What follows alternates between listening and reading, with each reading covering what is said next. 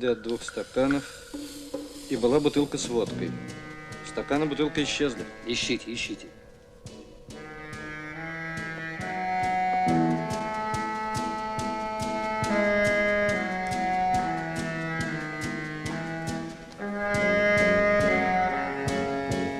Ленинградские сувениры, значки, собачка заводная. Видно, для внука купил.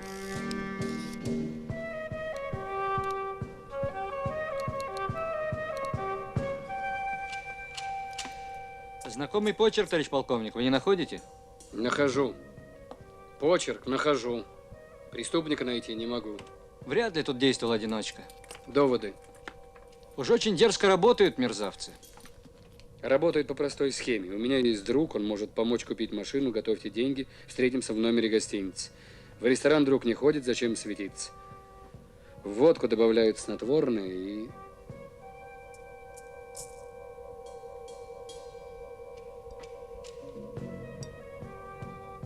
Товарищ полковник, сигареты только грузинские. Колхида.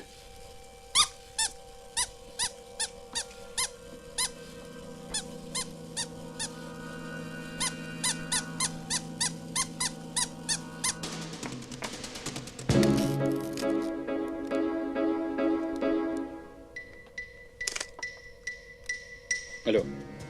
Алло, Костенко говорит. Свяжитесь с Кутаиси, с родственниками покойного Кикнадзе. Пусть первым же рейсом летят в Ленинград.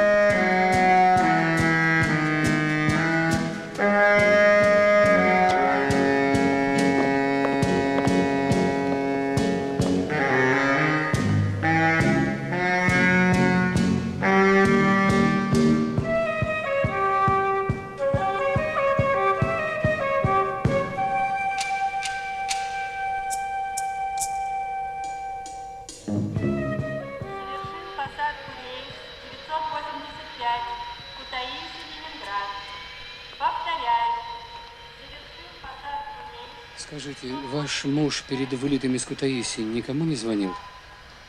Никого не просил, чтобы купить машину без очереди? Нет. А кому же он мог звонить? Никого у нас нет. Что вы, откуда в Ленинграде знакомые?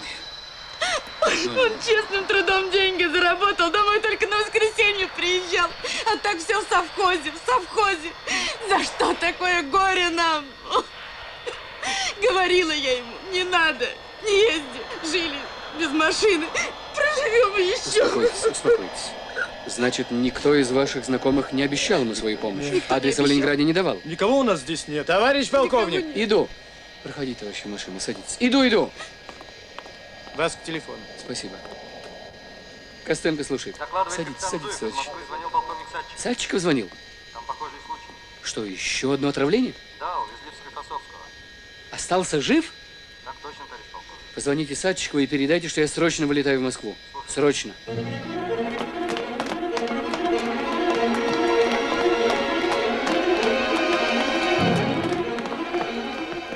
Вот здесь. Но он еще спит. Я одним глазком взгляну. Пожалуйста.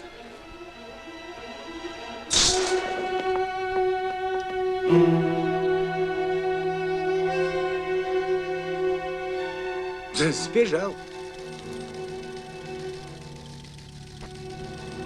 Москва, Огарева, 6. МВД СССР полковнику Костенко. Сообщаю. Урушадзе Картлос Ревазович работает в санатории «Металлург» садовником. Из Гагры никуда не выезжал. Фотография на паспорте поддельная. Паспорт Урушадзе был утерян месяц назад. Помогите!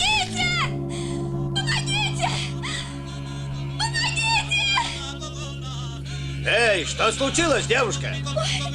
Помогите!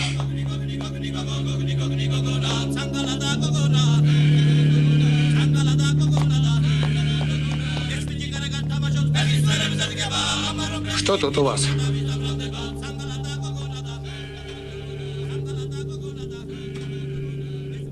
МВД СССР полковнику Костенко.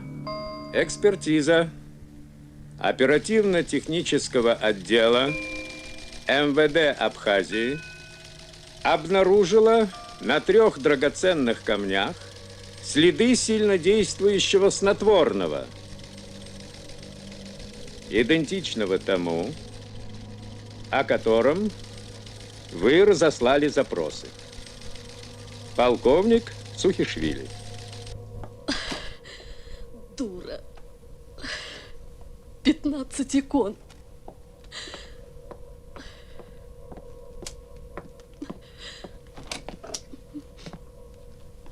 Привет, Валентино. Привет. Ты, как гению БХС, можешь мне срочно понадобиться. Повелевай, учитель. Меня интересуют драгоценные камни.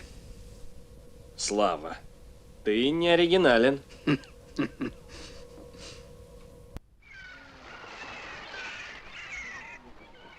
Аркадий, правее, правее заходи. А что вы помните? Ну, что я помню? Парень красивый, вежливый. Мразь. Когда он достал эти камни... Их много было? Да, много, целая горсть. Он как семечки высыпал их на столик, а когда я закричала, он забрал их. А как он появился около вас? Мы ужинали после съемки. Он подсел к нам. Ну, дюжина коньяка, шампанское. Он и днем вертелся на съемках. Все что-то говорил, но я в кадре была, мне не до разговоров. А вечером он пошел провожать меня. Помог сумку донести. Похож? Тут несколько рабочих моментов. По негативу разобрать трудно. Вот, кажется, он с Леночкой. Ну-ка, ну-ка.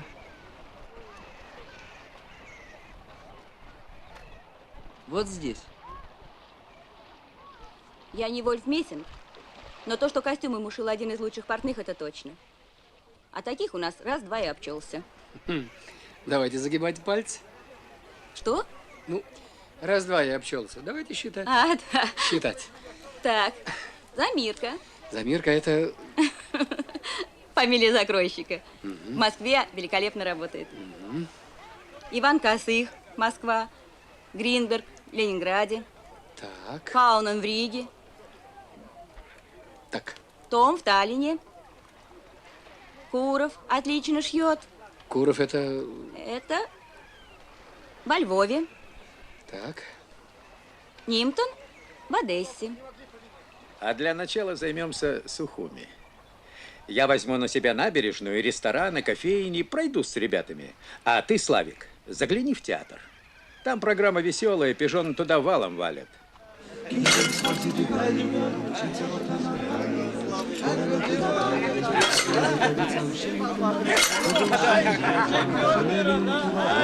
Большая змея, внизу кобра. Индия, город Джайпур, свадебное шествие на слонах. Невесту везут на слоне.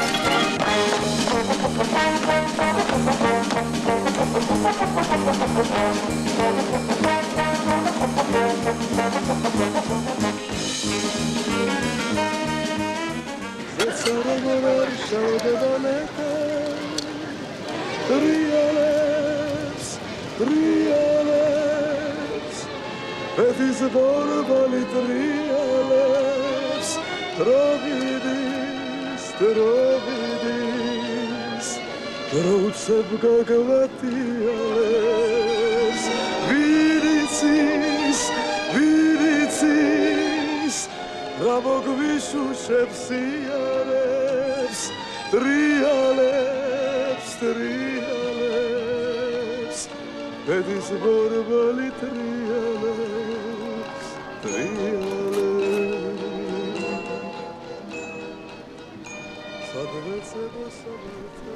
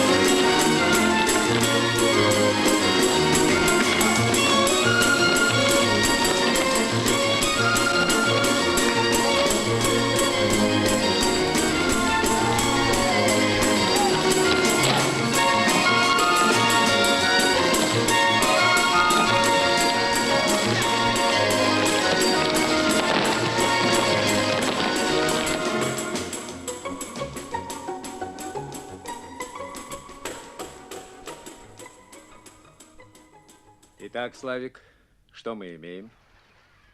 Кожаев Виктор Васильевич, 54-го года рождения, уроженец Скворчели, холост, судимости не имел, образование высшее. Сейчас числится в заочной аспирантуре. Полгода назад попросил академический отпуск по состоянию здоровья, истощение нервной системы. Контакта с родителями не имеет. Отец в прошлом военный, мать домохозяйка, братьев и сестер нет. А какие у нас основания для версии Кожаев и серии отравлений в Москве и в Ленинграде? Во-первых, снотворные, найденные на драгоценных камнях. Во-вторых, стоимость камней. Не купил же он их на стипендию. У нас есть только во-первых. А во-вторых, надо еще доказать, что если эти камни принадлежали его бабушке, которая коллекционировала их в течение последних 62 лет. Эксперты доказали, что эти камни обточены в Пригорске на ювелирной фабрике. 3 камня, да. А остальные? Логично.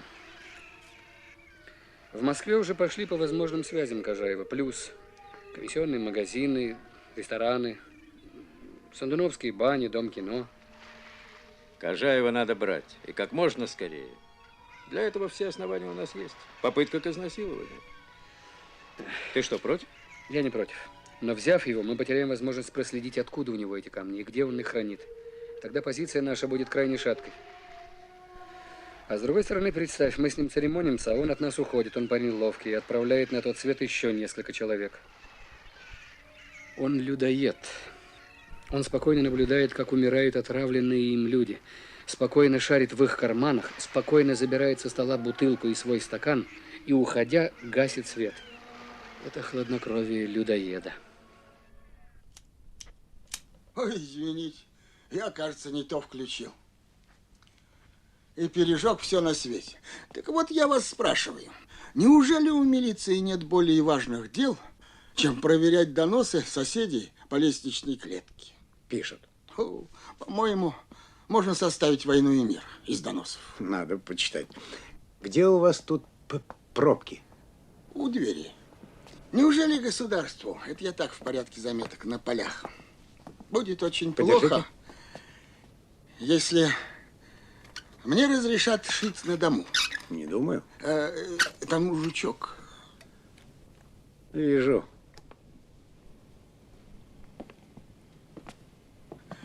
Я ездил туристом в Венгрию и в Польшу. Между прочим, там тоже социализм, но ему не мешают портные, которые, кстати, дают государству хорошие деньги в виде налога. Вы напрасно меня убеждаете в этом. Я согласен с вами. Вы согласны? Дайте, пожалуйста, проволочку. Вы согласны. Но попробуй портной шить на дому, как его сразу хватают за хобот и тянут в оба ХСС. Нет, вот это. Спасибо. Как пособника классового врага.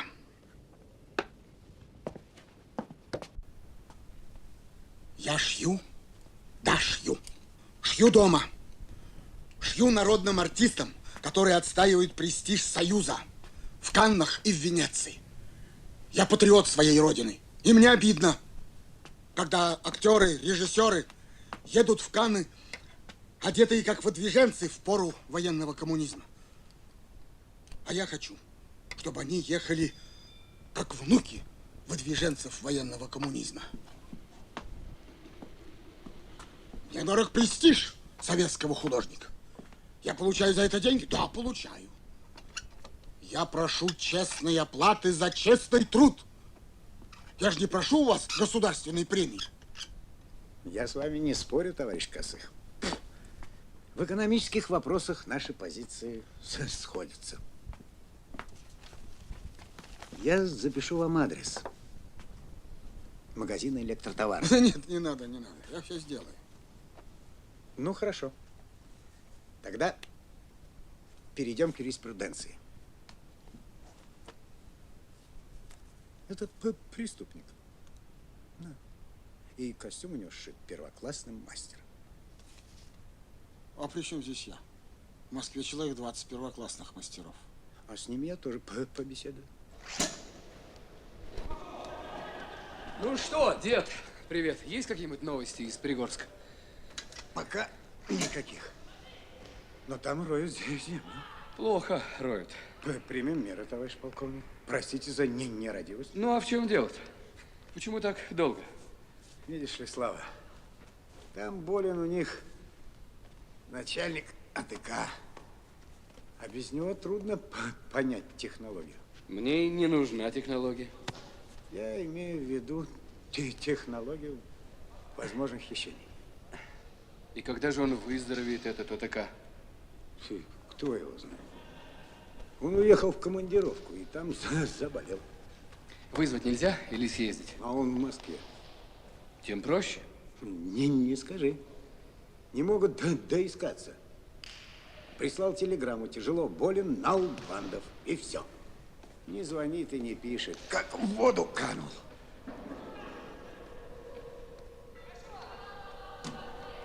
Когда он уехал в командировку? Значит так. Налбандов Ираклий Васильевич Так. выбыл в Москву в командировку по приказу директора фабрики товарища Пименова 14 августа сего года. А 15 числа был отравлен Урушадзе.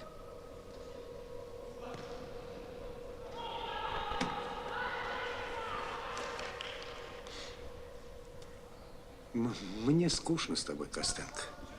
Я понимаю тебя без слов. Ты хочешь знать, просил ли я своих ребят показать на ювелирной фабрике фотографию с паспорта Урушадзе? Точно.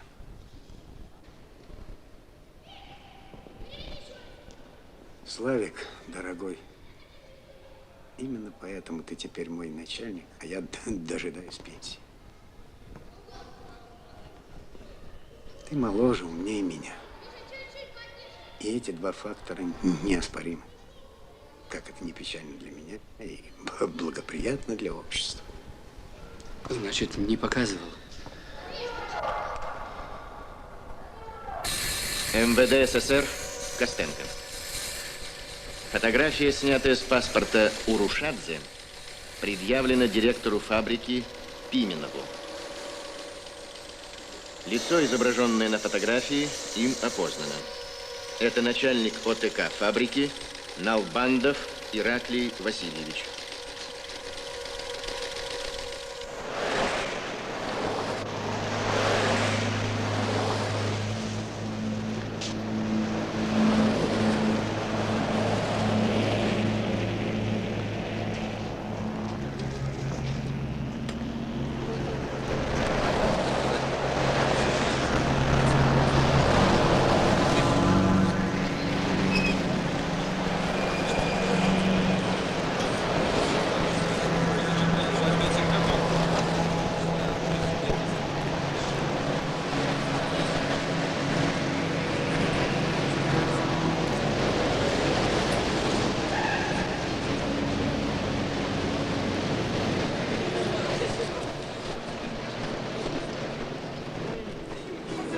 Это он, я вижу.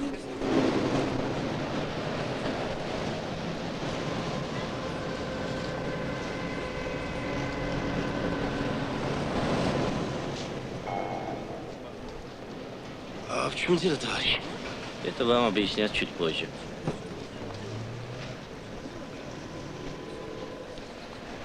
А у вас есть разрешение на это? Есть. Вы ознакомитесь с ним в машине.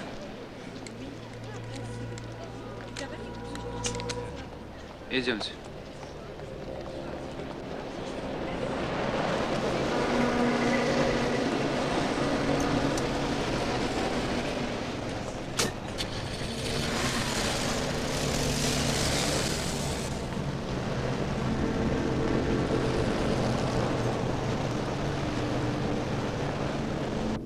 Надеюсь, вы понимаете, почему вас задержали?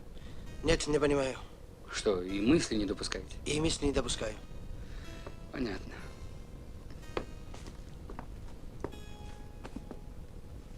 Ну, здравствуйте, Кожаев. Здравствуйте. Курить. Хорошие сигареты, колхида. Спасибо. Не курю. Да долго жить будет. Надеюсь. Напишите, пожалуйста, где вы жили и чем занимались последние 2 месяца. Я не буду этого делать до тех пор, пока не узнаю причину моего задержания. Вас обвиняют в покушении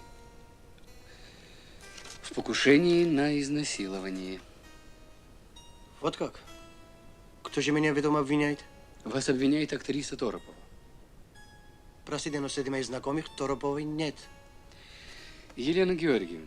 Леночка Торопова. А, Леночка. Вы так торжественно произнесли фамилию, будто речь идет о Софи Лорен. Вы признаете себя виновным? Нет, не признаю. Тогда я повторяю свой вопрос. Как вы провели последние 2 месяца? Где жили и чем занимались? Насколько я понял, меня обвиняют в попытке изнасилования. Я познакомился с Леночкой 2 недели назад. Почему вы требуете отчета за последние 2 месяца?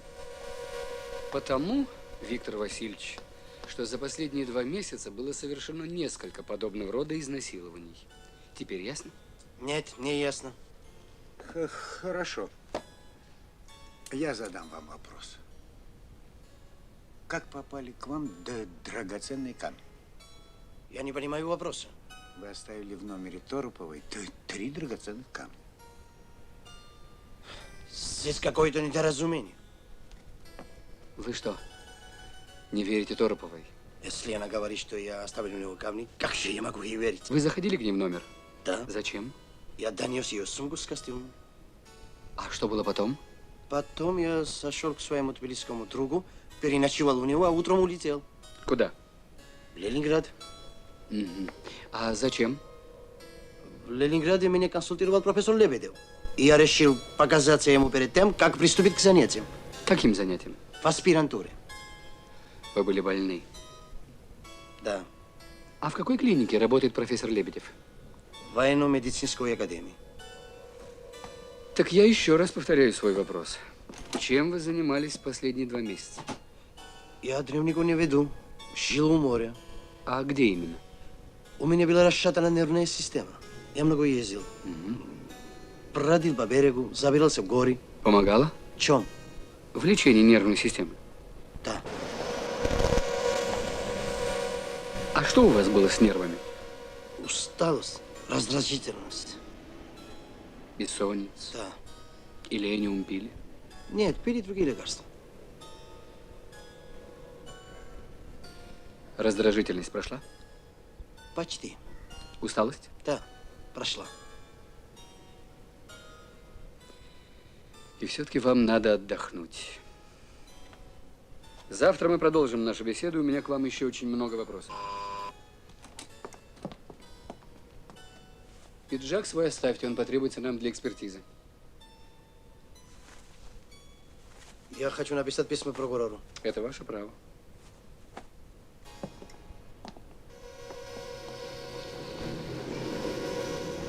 Любопытное совпадение.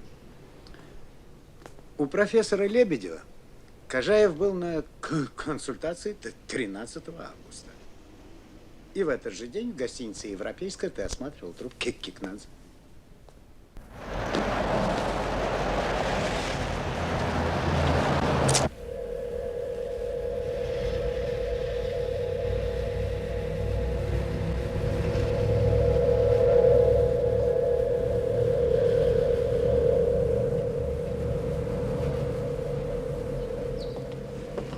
Приветствие.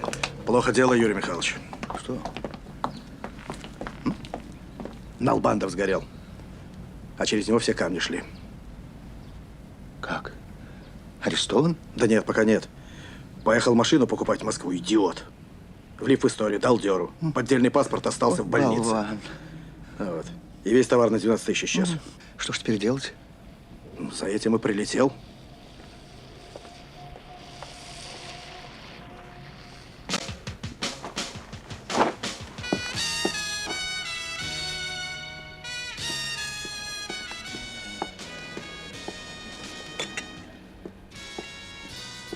Проверь всю документацию. Всю, слышишь? Особенно за последние 3 года. Ревизию проведи. Созови совещание по хранению материальных ценностей. И попроси, чтобы там народ вошел с предложениями. Что мне, тебе учить, что ли? Погоди ты, Юрий Михайлович, командовать. Ну, какая ревизия? Какая документация? Не о том ты тараторишь. Слушай, ты в каком тоне со мной разговариваешь? В своем. Тихо, тихо. Твоим тоном. Ты знаешь, мне надоело это одностороннее тыканье. Да и не время нам по пустякам цапаться.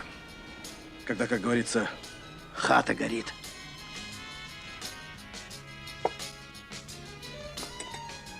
Налбандова уже ищут. Это ревизия. Ну, спрятал я его в горах. Ну, а дальше что? Найдут его, спросят, почему по чужому паспорту в Москву ездил. Почему из больницы сбежал. Что он ответит? А пусть все отрицает. Так как же он свою фотографию на чужом паспорте отрицать будет? Котлеты по-киевски, прошу вас. Спасибо. Спасибо. Кушайте на здоровье. А если родственничка моего Попкова уцепит? Если он признается, что наши камни реализовывал через свой магазин, что будет? А еще, представь себе, нашли того ферта, который Налбандова ограбил. Нашли и взяли чемоданчик с нашим товаром. Ты об этом подумай, мил человек. Ты зачем ко мне пришел, Пименов? Что тебе от меня надо, м? А к кому я должен был прийти? Кому? Ты человек со связями. За это Юрий Михайлович тебя и ценит. А кроме уголовного и гражданского права, есть еще телефонное право. Ты в главке сидишь. Вот этим правом и воспользуйся. По 10 тысяч не за красивые глаза получал. А? Как деньги тратить, так один. Со своей кошкой.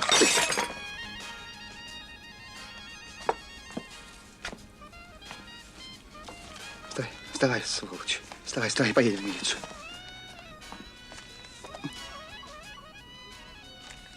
Тряпка ты поганая, Проскуряков. Шваль. Скотина.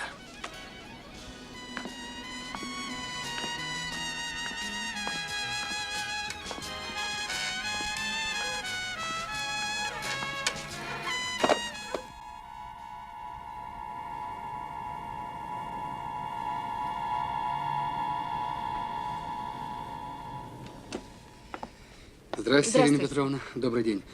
Я не помешаю, я на минуту. Мне нужно заключение врачей.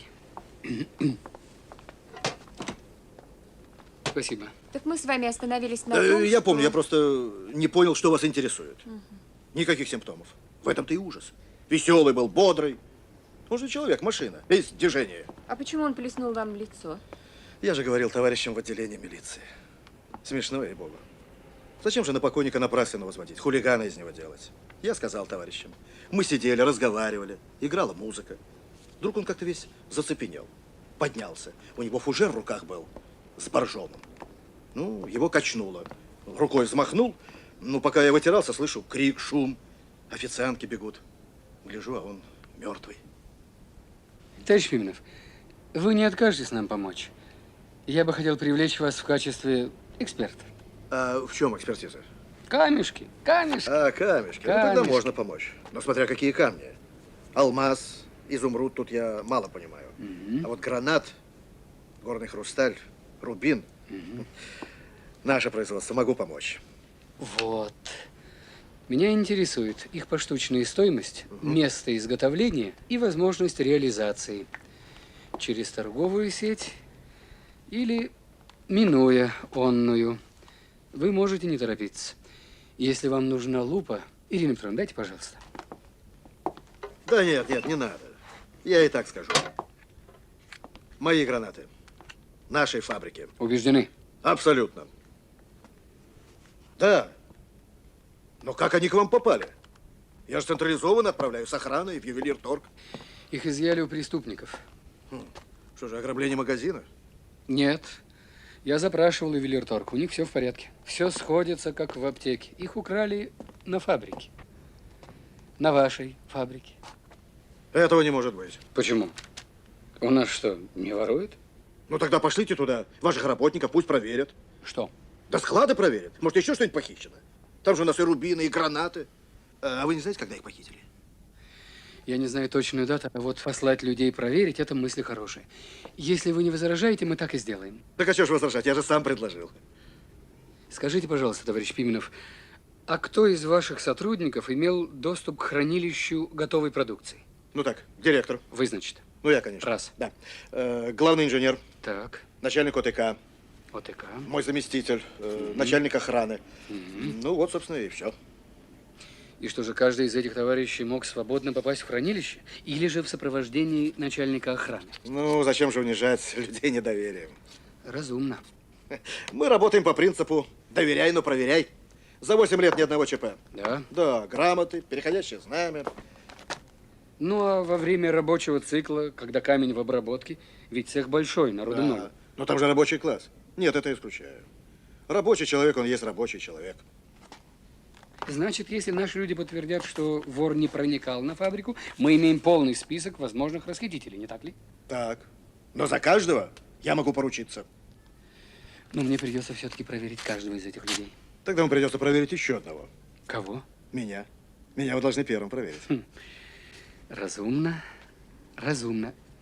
Вы понимаете, что наш разговор должен остаться между нами? Ну, готов дать подписку о неразглашении. А разве есть такая подписка? Ирина Петровна, есть такая подписка? Я все объясню, товарищу. Ну, не буду вам больше мешать. Спасибо. Пожалуйста. Спасибо. Спасибо. Ирина Петровна, с вашего разрешения, я могу попросить товарища Пименова задержаться на 2-3 дня? Пожалуйста. Вот слетаю домой, проверю. Улетать там. вам, я думаю, ни к чему. Возможно, нам надо будет побеседовать с вами еще. Ваш адрес? А я вот указал здесь. Гостиница «Космос», 12-12. Да. 12-12. Нет, ну на пару дней. В Белокаменной, конечно, хорошо, но у меня там все-таки фабрика работает. Ну зачем же государственные деньги транжирить? Билет туда-обратно мы ведь не оплатим. Мы только преступников за казенный счет возим. Хочу тебя обрадовать. Минутку, дед, минутку. Валентино! Валя, милый, бросай все дела и срочно займись главювелирпромом. А в нем Пригорской ювелирной фабрикой. А там ее директором, товарищем Пименовым. Ну да, я в экономике дундук, а ты у нас на уровне госплана. Так что выручай, Валентино. Жду. Жду. Новость такая. Старшина Надаргогуа опознал по фото нашего Кожаева. Он видел его в горах. Недалеко от альпинистского лагеря. Тру, ты знаешь, когда? Ну? На другой день, как смылся из больницы на Албандов. А инструктором там Вахтанг Марадзе, сосед Кожаева под Кварчели.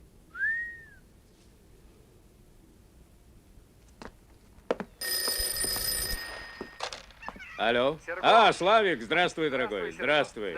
Ну, тебе передавали насчет нашего Пинкертона? Да. Да нет, что ты. Нас все ругают. И жена ругает, и начальство ругает. Нам к этому не привыкать. Серго, мне нужно, чтобы ты срочно встретился с Вахтангом Марадзе. Самое главное найти сейчас место, где у Кожаева тайник. Да, но мы не отработали еще линию его тетки. Тетка теткой. А то, что он из Москвы рванул, как лань в горы, это горячее, Серго, это горячее.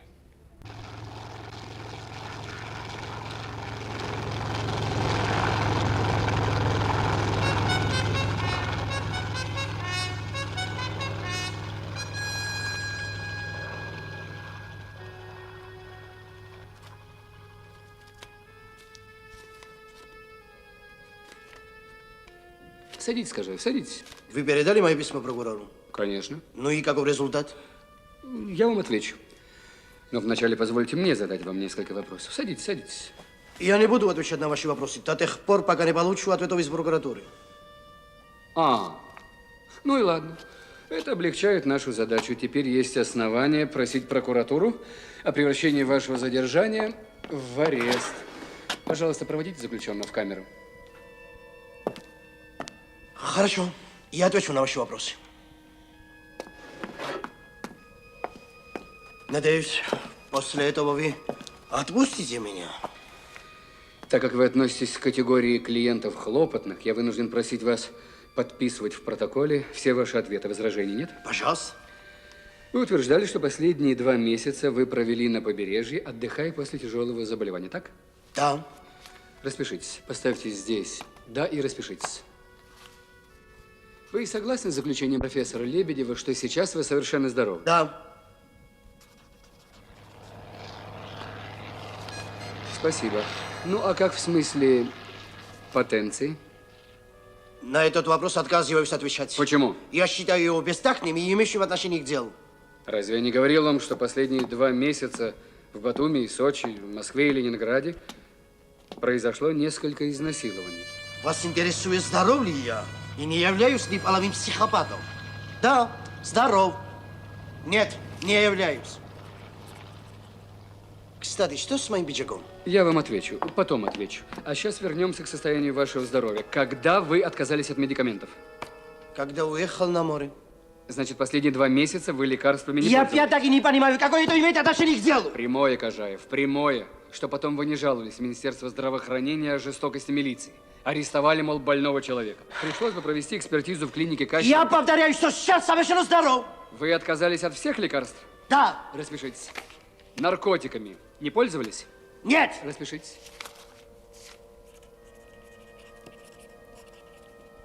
Это все? Или у вас еще есть вопросы? Ну, обо все не может быть и речи, как говорят в Одессе. Мы ведь только начинаем, Кожаев. Вы откуда прилетели к профессору Лебедеву на консультацию? С юга. Ну, я догадываюсь, что не из Воркуты. Значит, этот период вы находились в отеле. Или спали на берегу под шум прибоя. Не помню. Ознакомьтесь. Это выписка из регистрационной книги гостиницы «Гуррипш». Это данные вашего паспорта? Да. Ну вот и отметьте это обстоятельство в протоколе допроса. Не понимаю. Какой смысл снимать номер в гостинице, а самому улетать в Ленинград? В Ленинград я улетел на 1 день. 3 часа. Туда, 3 оттуда. Утром улетел, днем сделал дела, а вечером вернулся. А в ваше отсутствие кто-нибудь другой не мог взять ваш костюм и в нем совершить преступление? Нет. Распишитесь. А вас ничто не смущает в наших вопросах? Беда заключается в том, Кожаев, что насильник убивал свои жертвы. Как? Что как? Вас интересует, каким образом он убивал? Нет, нет, меня это не интересует. Как в данном случае меня выражает удивление, гнев.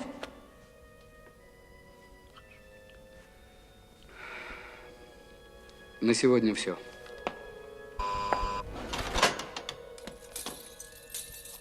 Вы собираетесь меня отправить снова в камеру?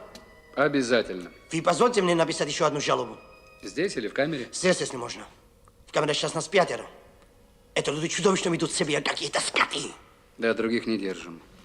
Прошу.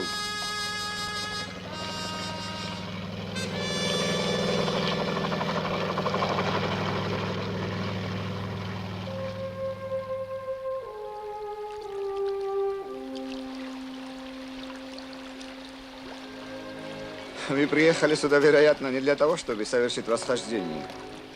Да, экипировка не та. Несчастных случаев здесь не было, воровства и бандитских нападений тоже. Я приехал сюда, чтобы выяснить, по какому маршруту ходил в горы Кожаев. Он не ходил в горы. Так зачем же он тогда приезжал к вам 15-го? Вы меня извините, товарищ полковник, но я не склонен беседовать с работниками милиции. Я не люблю милицию и не верю ее работникам. А в чем дело? Что произошло? Это старая, долгая и грустная история.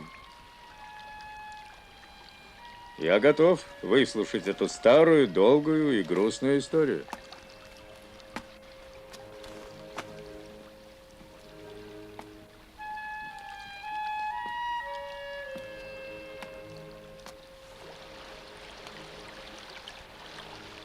Я расскажу вам ее в повествовательном ключе. Согласны? Ну что ж, согласен. Так вот, о причине моей нелюбви к вам. Представьте себе 22-летнего парня, мастера спорта по альпинизму, уже инженера, только что вернувшегося из Индии, где он одолел 7-километровую вершину и привез в Тбилиси золотой приз. И вот этот молодой человек, сидя в кафе ожидания своих друзей, выпивает несколько рюмок коньяку. И когда он заходит в туалет, к нему пристраиваются трое красивых, спортивных, молодых людей и говорят: слушай, парень, мы читали, что ты едешь в Италию, лазить по скалам. Там тебе понадобятся доллары, особенно, когда ты спустишься на равнину. У нас есть доллары. Цена 1 к 6. Конечно, чемпиону надо было промолчать и отойти в сторону. Но он был возвращен на идеалах добра и справедливости, и он решил задержать этих форцовщиков. Но парни оказались хорошо тренированными. Словом, когда приехали милиционеры на мотоцикле, они задержали лишь одного покорителя горных вершин. И напрасно он кричал, что у этих подонков в карманах доллары. От него пахло коньяком, а форцовщики не пили, когда шли на свою работу. В отделении капитан Нинахов посадили юного чемпиона в камеру. А потом этот чемпион целый год пилил лес под Тобольском. И все-таки я ненадолго задержу вас, товарищ Марадзе. Я вынужден допросить вас. Дело в том, что вы были одним из последних, кто видел Кожаева. Он арестован? Да. Ловил форцовщиков? Нет, здесь несколько иное дело. Когда вы в последний раз видели Кожаева? Я не буду отвечать на вопросы. Вы обязаны отвечать. Ах, вот как. Хорошо, хорошо. Спрашивайте, спрашивайте. Так когда вы Не помню.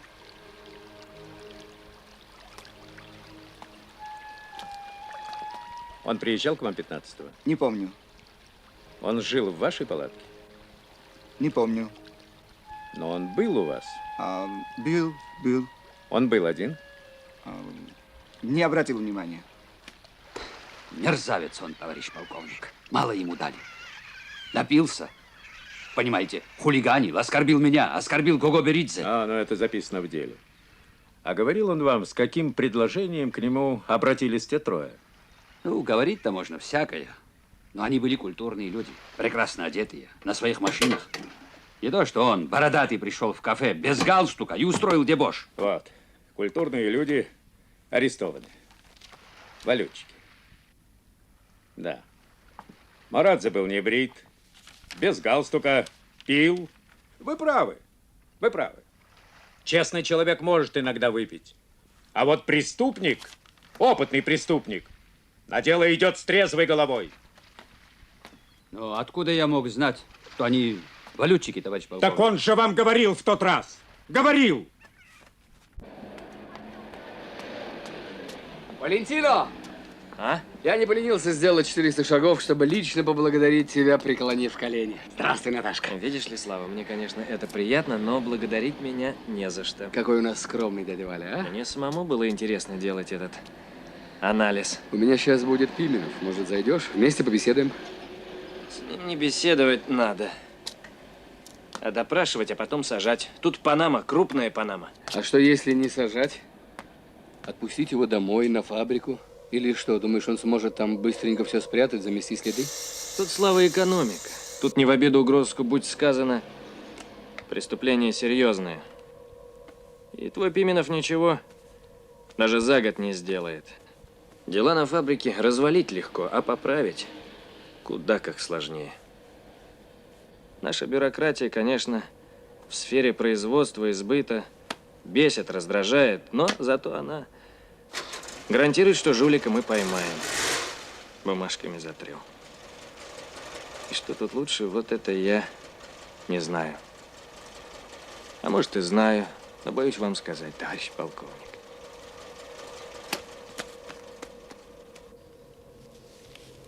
Вот здесь, пожалуйста. Об ответственности за дачу ложных показаний. Здесь у нас экономическая экспертиза, а это товарищ Росляков, экономист. Он помогал нам в проведении экспертизы. Вы не будете возражать, если он и сейчас нам поможет? Господи, чего же возражать? Делаете общее. Вы, товарищ Росляков, экономист по какому профилю? По широкому, товарищ Пименов, по широкому.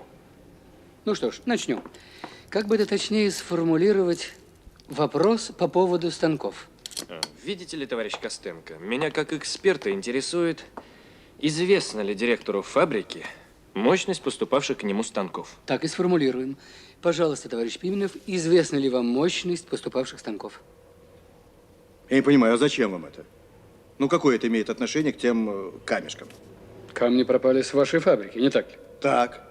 Нет, то есть не исключено. Поэтому нас интересует все, относящееся к вашей фабрике. Вопрос. Помните? Ну, что ж не помнить, конечно, помню. Видите ли, этот вопрос не может не волновать меня как экономиста. У нас часто руководители выпрашивают себе станки с запасом, но при этом они и план составляют тоже с запасом. Ну, а как же без этого? Тогда я ничего не могу понять. Учитывая все показатели, на вашей фабрике производительность труда должна была повыситься на 6%, а она повысилась только на 1%. А кто эти 6% вывел? Экономисты. И проверили на ЭВМ. А вот когда нас ЭВМ снабдят, и мы также будем считать. А пока на счетах, на счетах. И не только у меня на фабрике. Вы правда откройте. Все время вопрос об ЭВМах поднимают. А что с Налбандовым? Что? Владислав Романович, если вы позволите, я пойду. Я благодарю вас. Спасибо. До свидания. До свидания. Пропуск внизу у секретаря отметьте. Я помню. Я Налбандовым интересовался. Хороший работник, передовик. Где он сейчас? Болен. Уехал в командировку и заболел. Но я думаю, сердечная у него болезнь. Влюбчивый он. Вы его навещали? Где? Ну, где он сейчас? Так откуда же я знаю? Он давно болен? Да уж больше недели. А кто же его замещает на фабрике? Афонин. Афонин? Да вы что, на Афонина думаете? Кремень, честнейший партиец. Вы не называли его в прошлый раз? Алло. Слава, ты трубочку к уху прижми, прижми. Интересный у тебя пациент. Ты копни его отношения с Проскуряковым. Сдается мне, что Пименов крепко его за кадык держал. Извини, дорогой. Заходите, Иван Гаврилович, садитесь. Здравствуйте. Да, ко мне, видишь ли, тоже гость пожаловал. Как же так получается? Столько времени Налбандова нет, а у вас никто даже не побеспокоился о нем. Да молодой он, товарищ Костенко. Ну, с кем не бывало. Что? Прекрасная полячка? Как у него? Иностранка? Вы вообще-то хорошо его знали? Неплохо. А что же вы меня ни разу о нем не спросили? Да почему я вас должен о нем спрашивать? Товарищ Пименов, вам ведь не случайный прохожий предъявлял фотографии Налбандова на опознание начальника вашей милиции. Вы даже не обеспокоились его судьбой. Да я и в мыслях не мог допустить, что у него полячка. Это из Годунова, полячка. По чужим документам жил в Москве ваш технический контролер. Неужели он? Неужели он, подлец, расхищал добро? И еще. Я тут посмотрел документы. Странное получается дело. Проскуряков за последние 3 года выделил вашей фабрике больше станков, чем остальным. А вы посмотрите, сколько раз он мне отказывал. Я читал эти отказы. Вам отказывали в ерунде или в явно завышенных просьбах, а выделяли самый дефицит, в котором у Пригорской фабрики и нужды-то не было. Я даже не знаю, как на такой вопрос ответить, товарищ Костенко. Подумайте. А тут и думать нечего. Странный вопрос. Недоверие в нем вижу. Правильно видите. Господи. Голова закружилась.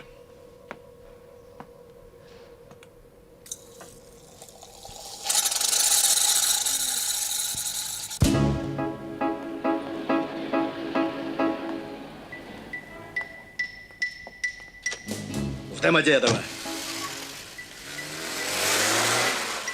Выход один. Только один. Надо доказать Яшкам, что камни крали с фабрики. Крали, понимаешь? Чужие крали, а не свои. Тогда с тебя подозрение, как с гуся вода. А как докажешь это? Как? Сядь да покак. Завтра ночью иди на фабрику. Где перелезть забор, сам знаешь. А ключи? Ключи вот. Возьми. Отопрешь, наберешь камней. А сигнализация? Сигнализацию я отключу. И охрану проинструктирую. Ну, в общем, подстрахую тебя. А я сразу на самолет, товарищи. Возвращаюсь в Москву добивать чашу моего позора. А вам вот что хочу сказать. Сегодня же проведите собрание во всех цехах по вопросу бдительности. Вохр, ухо держать остро. Чтобы ни один мерзавец не проник на территорию фабрики. А ты, Михаил Дмитриевич, да? Проследи, чтобы завтра же бухгалтерия закончила все расчеты. Сделаю. Со всеми выкладками. И про новые станки, и про кооперацию с мастерством. Все будет сделано, товарищ директор. Чтобы было ясно тем, кто хочет нас компрометировать, что мы стояли и будем стоять на страже народного рубля. Не все получалось. Ну, поправьте, укажите ошибки. А напраслину валить на наш коллектив никому не позволим. Времена не те.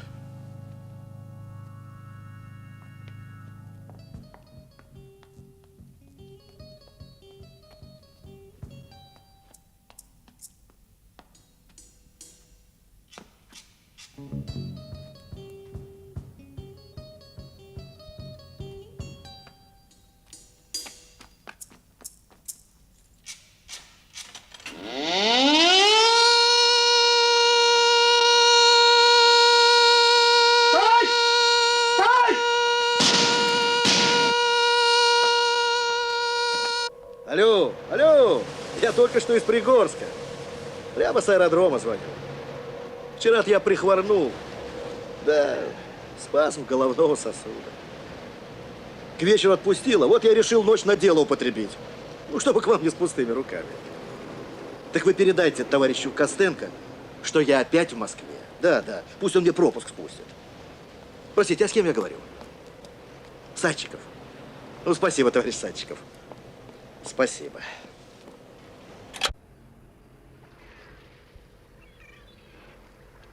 Вы меня слышите? Вы слышите меня, Налбандов? Вам можно говорить. Я оперировал вас. Я разрешаю вам говорить. Ему нельзя пить?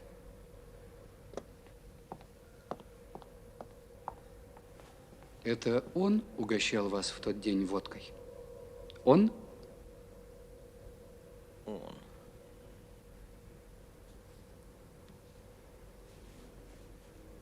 А водку он принес с собой?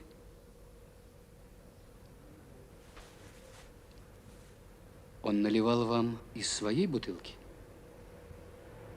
Да, он достал свой коньяк. Какой коньяк? Не водку. А, он пил с вами не водку, а коньяк. Да. Вы помните имя этого человека? Фамилию? Что у вас было в чемодане, кроме тех камней? Там было что-нибудь? Вы отвечайте, Налбандов.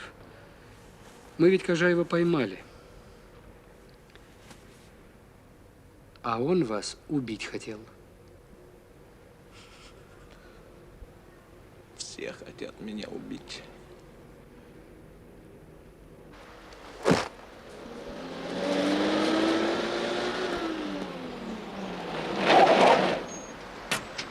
На фабрике все спокойно, никаких происшествий. Не считая того, что убили Налбандова. Ранили, товарищ полковник. Он умер. Умер? Ай-яй-яй, такой молодой. Пименов звонил? А как же? Спрашивал про Налбандова. Да. Сам спрашивал или... Я ему доложил и о ЧП на фабрике, о вашем прилете. Вы сказали ему, что я в больнице у раненого Налбандова. А как же, конечно, сказал. И после этого он положил трубку. Да, связь оборвалась. Как позвонить в Москву? Идемте, товарищ полковник. Садчиков. Алле, дед. Слава? Это я. Бери людей и немедленно в гостиницу «Космос». Номер 1212. Это номер Пименова. Но, скорее всего, его там уже нет. Ах, вот так даже. Да-да. Я тут выяснил, он 2 года назад терял паспорт. Серия... Сейчас, минутку. Проверни с НТО, как можно изменить в паспорте его фамилию. Да. Серия 1МЮ 533-860. 60. И еще. В Москве живет его родственник. Попков Гавриил Федосеевич. Директор универсального магазина. Не пугайте его, но пусть Валентино проверит документацию в торге. Понял. Все. Привет.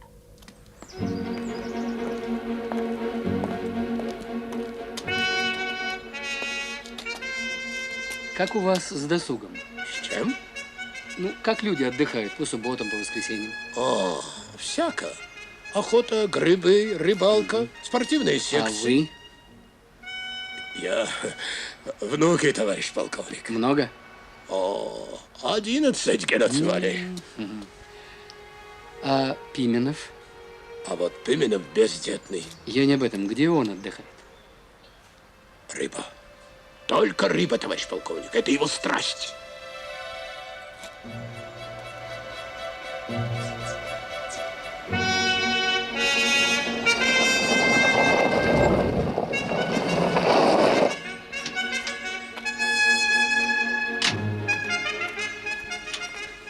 Сюда, товарищ полковник, вот по этой тропе. Зря вы, товарищ полковник. Ей-богу, он честнейший человек. Клянусь, завтра утром он здесь Свое будет. мнение о Пименове вы уже высказывали. Я запомнил.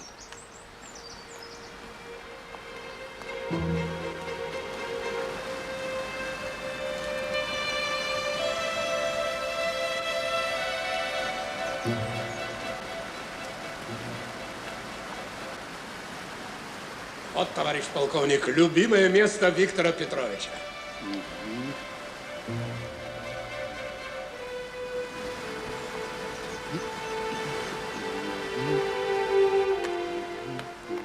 Он председатель товарищеского суда, честнейший человек.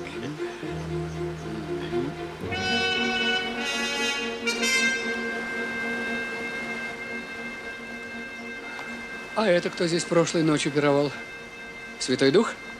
Или председатель вашего товарищеского суда с Налбандовым? Закрыто! Вы что, не видите, что ли? Филипп, зачем пускаешь? Гражданин глухой? Вам говорят. Здрасте. Здравствуйте. Скажите, а кто работал в вечернюю смену 26-го? ВБХС, что ли? Так у нас вчера лейтенант Широков был, все осмотрел. Ей-богу. А работы у вас нет другой, что ли? Часто мучает.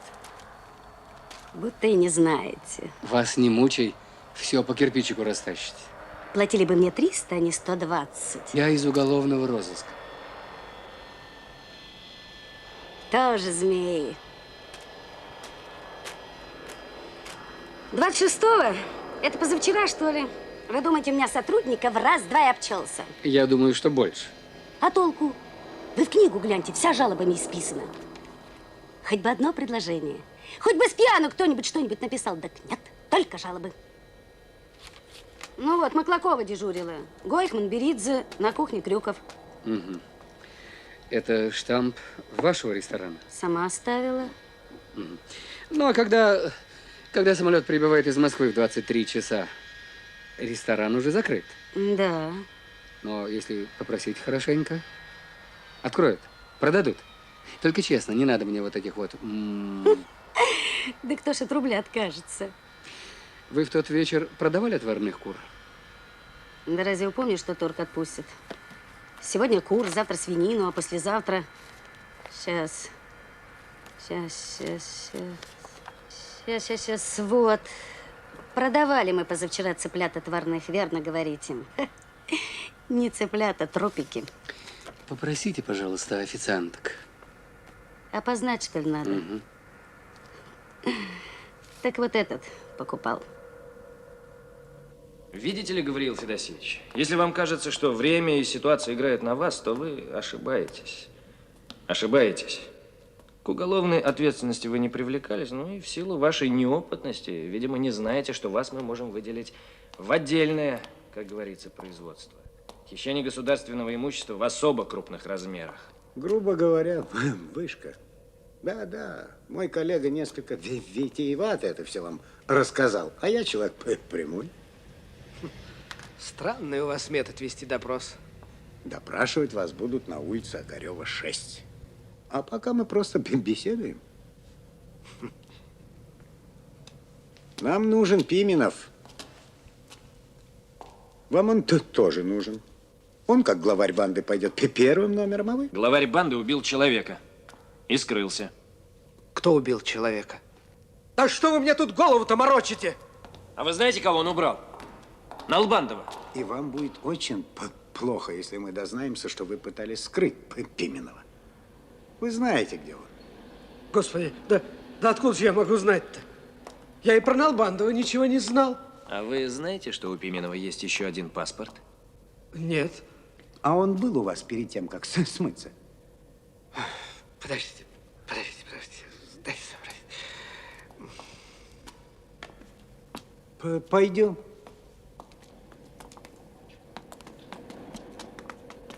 Куда ехать? Я не знаю. На Огарева. Садитесь.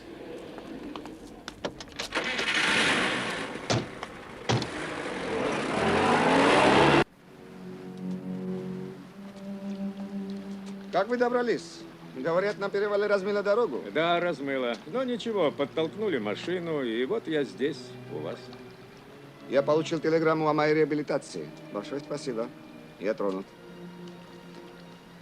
Вы, наверное, рассчитываете, что в знак благодарности я брошусь к вам на шею? Нет, на это я не рассчитываю. Просто теперь я могу говорить с вами со спокойным сердцем. Сейчас я должен вести людей по маршруту. Вернусь к 5, тогда и начнем. Нет. Мы начнем сейчас.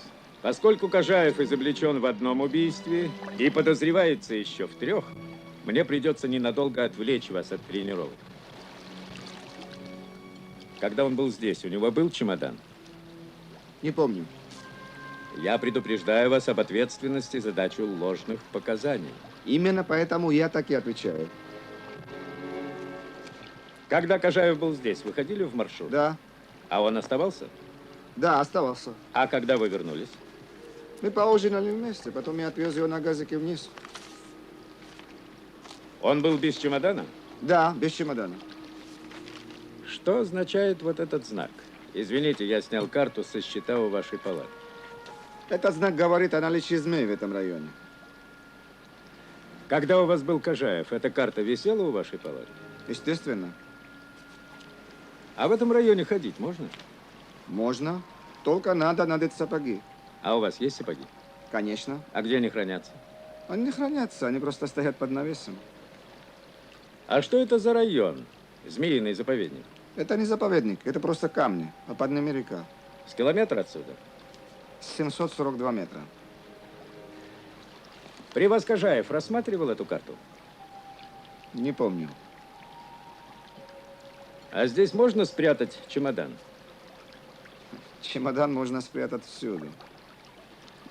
Почему вы со мной так разговариваете?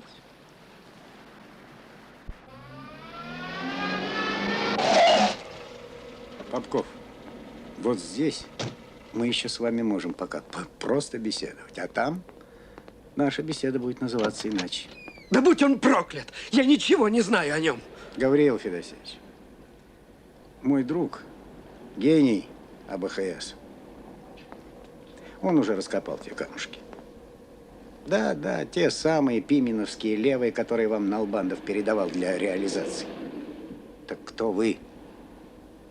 Посредник, полужертва или... Торговец всегда жертва. Ну вот, это уже речь не мальчика, но мужа.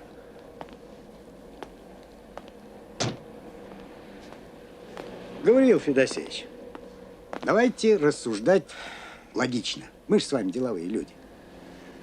Коли Пименов тягал эти камни, выручку за них, деньги во что-то вкладывал? Вкладывал. Во что? Ничем не могу помочь. Живем, как говорится, вместе, тратим поврось. Он у вас спиннинги японские брал. Но это же не левый товар. Меня интересует, где он теперь рыбку ловит. Не в Пригорске же? А может, под Москвой? А, Попков, может, деньги-то он в дачку вложил и на утерянный паспорт прописался? А? Да. Вы человек прямой. Я тоже. О левых камнях ничего не знаю. А про дачу скажу. Купил где-то домишко, где-то купил. Где? А вот это не знаю. Честное благородное слово не знаю. Где-то по 5-й или в 4-й зоне, не помню. А по какой дороге? А по Казанке. Гриш, соедини меня с Костенко. Ну, идите. Куда? А вот он знает. Идем. Славик, это я. Слушай, твой подопечный, похоже, под Москвой на собственной дачке живет. И рыбку удит. На, не знаю, милый. Прочеши Казанку. Распорядись насчет оперативных групп. 4-я или 5-я зона. А может, 10-я. По Казанской дороге их 12. Ну, за что ж меня благодарить? Я ведь служу, Славик. Служу. Ну, действуй.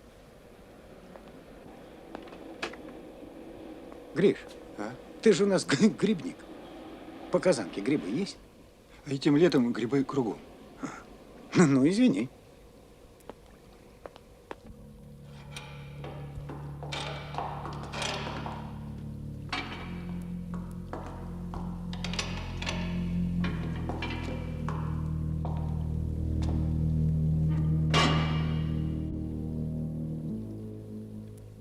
Парикмахерская будет за ваш счет, товарищ полковник.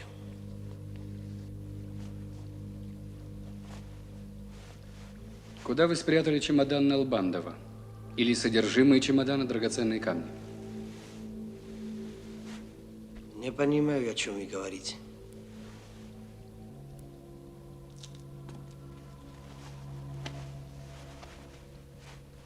Будете сами рассказывать? Или мне рассказать вам, как вы совершили 3 убийства? Повторяю, я не понимаю, о чем вы говорите. Тогда сидите и думайте. Вам нужно выстроить новую версию, я даю вам для этого время. Мне не нужно времени! Меня не интересует версии! Почему нет ответа на мои жалобы? А их не будет, Кожаев, ответов-то! Завтра придет к вам следователь, вам придают обвинение, и вы пойдете в суд. Цепь замкнулась. Вы помните, вас спрашивал, принимаете ли вы снотворное? Вы перестали его принимать. Я спрашивал, отдавали ли вы свой пиджак другому? Нет, не отдавали. А в вашем пиджаке и в организмах Кикнадзе, Авакяна и Налбандова и на камешках, которые вы хотели презентовать Тороповой, были следы одного и того же сильно действующего снотворного. Это улика. И неопровержимая. Показания Налбандова – это 2-я улика.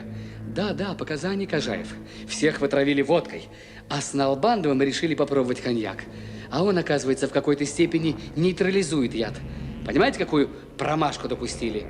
Ну, а 3-ю улику, вещдок, как мы называем, вещественные доказательства, нам передаст Вахтанг Мурадзе.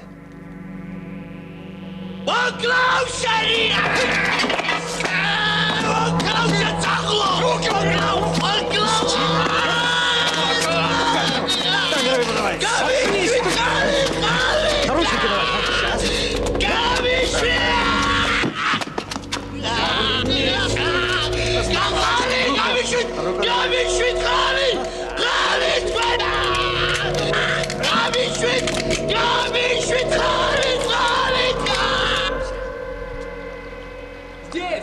Здесь чемодан, товарищ полковник. Нашел. Товарищ полковник, здесь чемодан. Вот он. Нашел, да? Голубчик. Да. Вот. Под кустом самшита был спрятан. Камнями засыпан.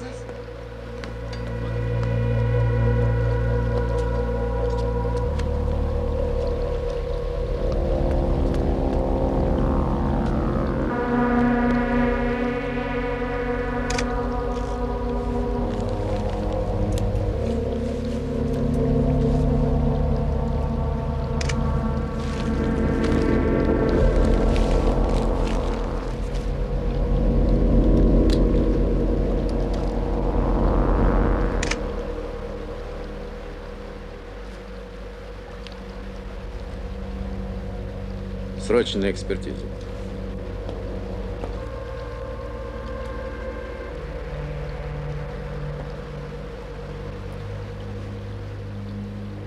Мне бы очень не хотелось, чтобы в лаборатории обнаружили на чемодане отпечатки ваших пальцев. Очень не хотелось бы. Их там нет.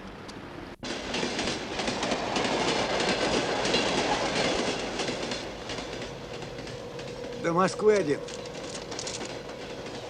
Белые есть? Мало. Подосиновики, лисички. Боровик сходит.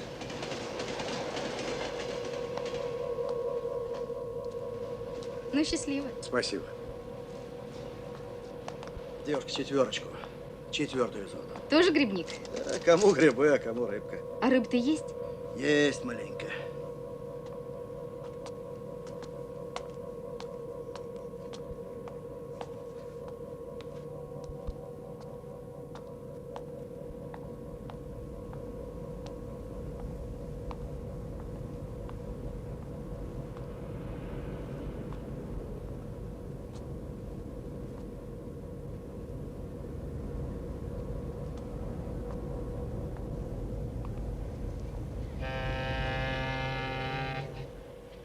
Виктор Петрович, а мы вас обыскались. В чем дело, товарищ?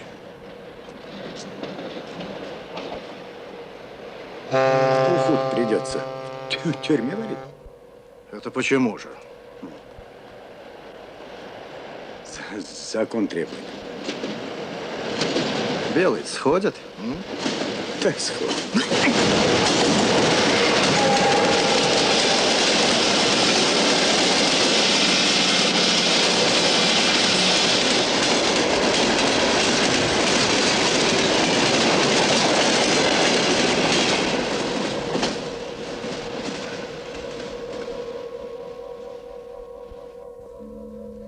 Девушка милая, вы вспомните, постарайтесь вспомнить. Вот его фотография. Она старая, маленькая, но у меня нет другой. Это дед. Это Садчиков. Он мой друг. Учитель, а его зарезали тут вот на рельсах. Да, я знаю. Он покупал билеты на Москву у вас. Вы не помните его? Помню. Он с корзинкой был, ну, с грибами. Он еще заикался немножко. Да. Это дед. Это дед. А этот? Этот не покупал билет? Так они же вместе были. Как вместе? Да. А я думала, они оба грибники. Сначала один подошел, а потом другой.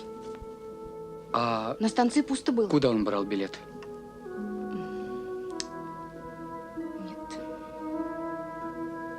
В 4-ю или в 5-ю зону? В 4-ю. Да, в 4-ю. 4-я зона. Краскова, Малаховка, Быкова, Удельная, Томилина.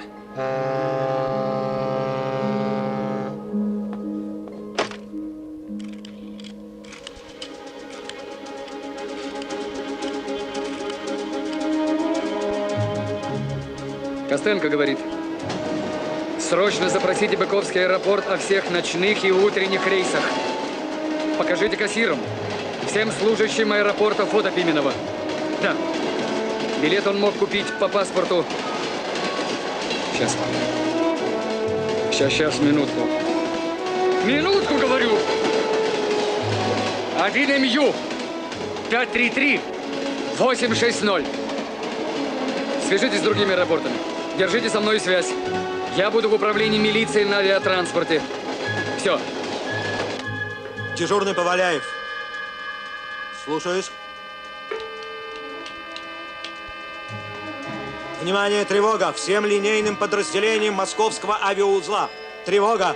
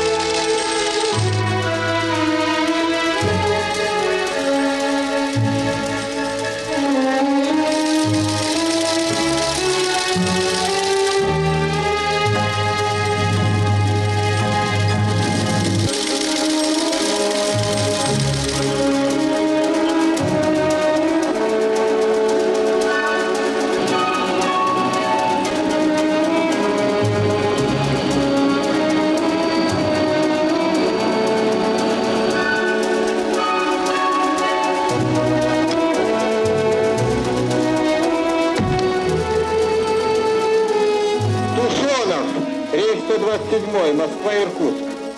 Военнослужащий 35 лет, примерно 35. Балетов улетел в Пермь. Рейс 317, место 16, Анна. Свяжитесь с самолетом, передайте приметы Пименова.